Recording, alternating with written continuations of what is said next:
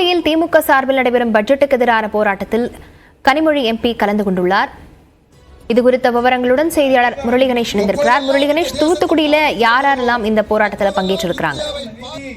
அதாவது மத்திய அரசை கண்டிச்சு தூத்துக்குடி சிதம்பரம் நகர் பேருந்து நிறுத்தத்துல திமுக சார்பில் கண்டன ஆர்ப்பாட்டம் நடந்தது.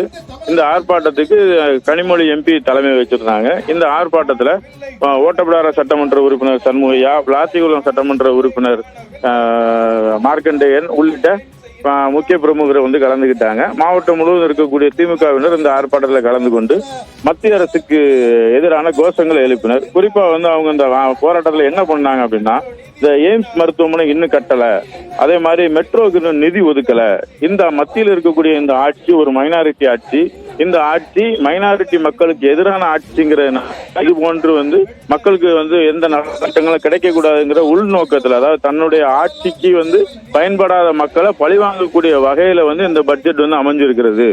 இது குறிப்பா 2 மாநிலங்களுக்கான பட்ஜெட் மாதிரி இருக்குது. சட்டம் இது பாராளுமன்றத்துல அறிவிக்கக்கூடிய ஒரு பட்ஜெட் மாதிரி தெரியல. குஜராத் போன்ற மாநிலங்கள் இருக்கக்கூடிய சட்டப்பேரவையில் அறிவிக்கப்பட்ட ஒரு பட்ஜெட் மாதிரி இருக்குதுங்கிற குற்றச்சாட்டை முன் வச்சிருந்தாங்க. தொடர்ந்து கனிமொழி எம்பி தன்னுடைய கண்டனத்தை பதிவு பண்ணாங்க.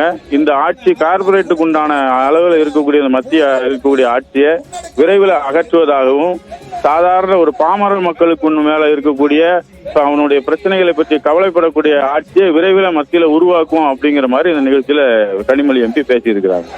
விவரங்களுக்கு நன்றி முரளி கணேஷ்.